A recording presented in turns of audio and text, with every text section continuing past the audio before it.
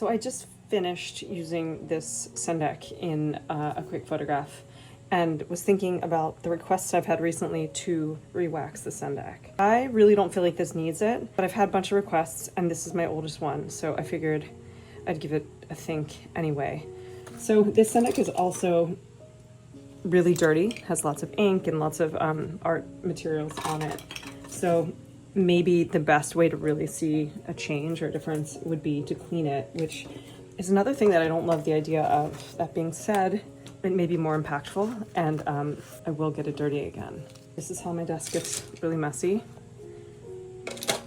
I share these supplies and some others later in the video, so keep watching. So here it is. This is the first one, the first finished Sendak. This was made in 2016, and it's the one I used the most for many years, and lately I've been using a mini pastels all over my desk. I'm just using different ones for different reasons as we kind of explore this world. So what I'm going to do is I'm first going to take this outside and just tap it upside down because there's crumbs and pastel bits and eraser bits and all kinds of stuff in here. So I'm just going to tap it off outside and then I'll bring it over to the sink. I'm just filling up my sink and using some dish soap. I'm just going to put my Sendak in here as it fills up. And so this is a lot of ink, primarily ink, that you could see colored pencils and pastels, but that's going to come off pretty easily.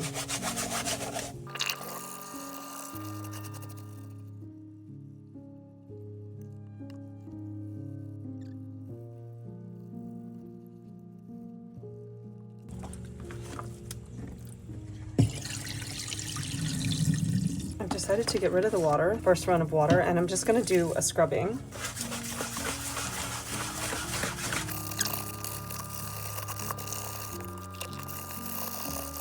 I could probably wash this 10 times and still squeeze dirt out of it.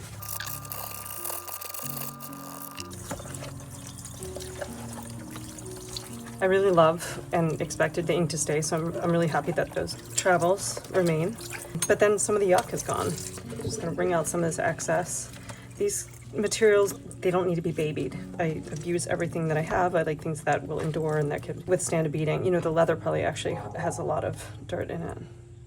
I'm just squeezing some of this water out and then I'm just gonna put it in the sun and let it dry however long it takes. The sun is really good for textiles in general to de-stink and an added improvement in freshness. So this is still pretty wet. I'm only able to squeeze so much out. I have been using this for nearly 10 years. It's traveled all over the place. It's hauled all kinds of art supplies. All right, I'll be back. The Sendak is not dry. It's quite dry, but not completely. There are a lot of layers here.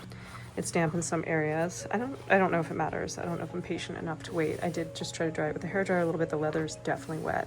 I might balm this too, but I'll wait till the end for that.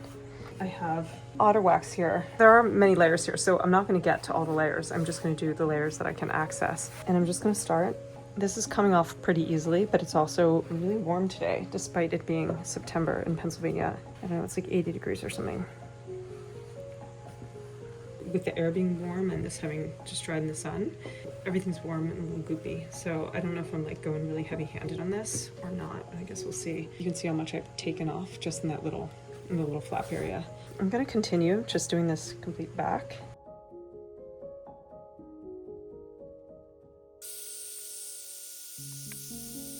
All right, so what I'm trying to do is heat this fabric up enough that it kind of absorbs the wax, or so that the wax goes into the fabric.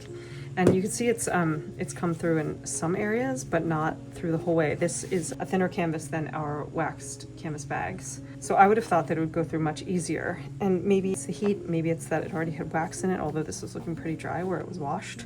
Maybe I'm just not heating it up enough. So I'm gonna give it some more time. So I did not have it on high, and it needed to be on high. See that line where it's shiny versus not shiny? The shiny is where it's still sitting on the surface and didn't absorb yet into the fabric. So it's really easy to see when it's actually making that transition into the fabric because it gets very glossy and its shininess, and then it kind of goes into the fabric.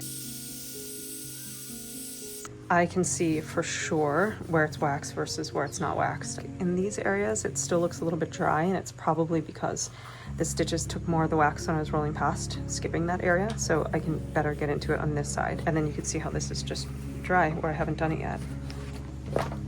So definitely have your dryer on high heat. So you can see where the wax didn't go on. This always reminds me of jewelry when you're soldering, how the solder will go to where it's clean and where the heat is. I feel like for the most part, the wax does go to where it needs to be. If it's saturated, then it moves past that.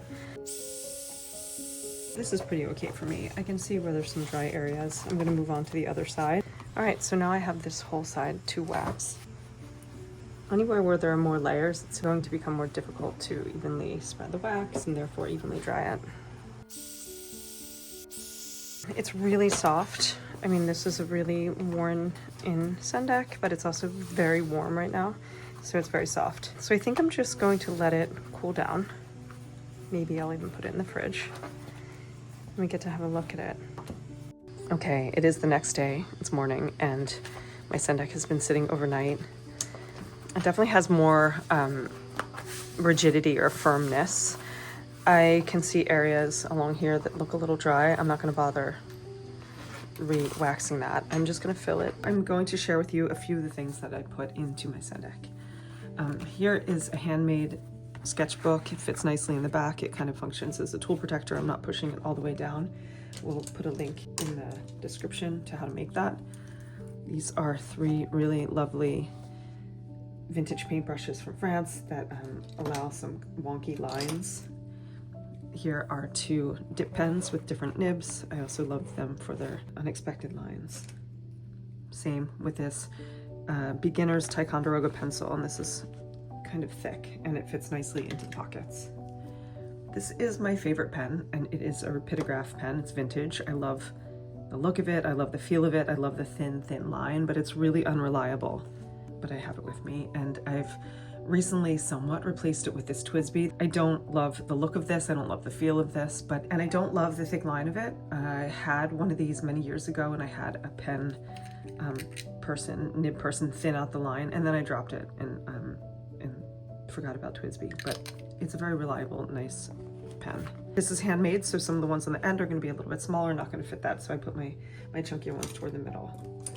Then I have a variety of vintage pencils with different lead thicknesses that I like to have in here.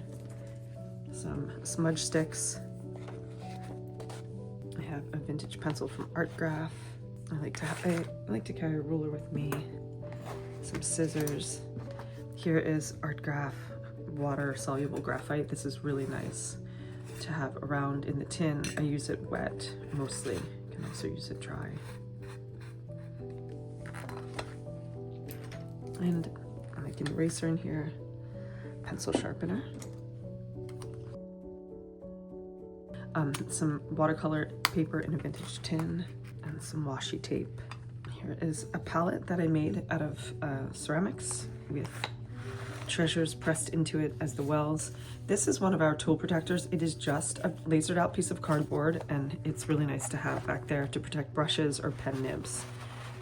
But if you have other supplies that can function that way, it's great. This is a water brush. It's nice to have that around just in case I'm not near water.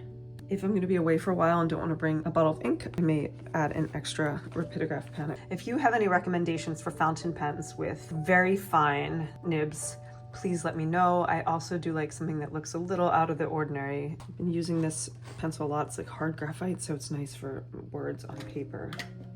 And here is this beautiful handmade crochet hook that I'm going to turn into an awl, and it's lovely because it fits in here. I actually put a little washi tape around the tip when I put it in. Same with an X-Acto knife, which I will often have in here. It's nice to put some tape around the tip of a blade. Pro tip: if you like to bring X-Acto knives when you travel and you're going to an airport, this is really what I do. So this is what I do when I'm traveling locally. I just tape it and put the handle in. But if I'm going on an airplane, I've never been caught. I've been doing this for decades. I will put the nib into a tin or something that's already in my Sendak. The tin is metal as well. It's never aroused suspicion. You let me know if you get caught, and I apologize in advance if you do. This is how I get there. I also love to bring needles for bookbinding because I'm always making little books, and that means I need extra paper as well, but I'll just put that in there. And then here it is, my full Sendak. I could still fit more in here. I usually do have a lot jammed in here, but I'm not seeing anything to add at the moment. And this is the really important part. These pockets are really big in the Classic, so I like to put notebooks. I'll put blank ones, I'll put projects that I'm working on in here. We have a tutorial for those, which we can link in the bottom as well, but that's a really nice way to have everything that I need in one place. There we go, my Sendak's looking a little bit darker with the new wash and wax, and it's looking great. Thank you for watching. Please subscribe, and do let us know in the comments if you have any questions about any of the things that we make or any of the things that we use, and we will try to make videos about them.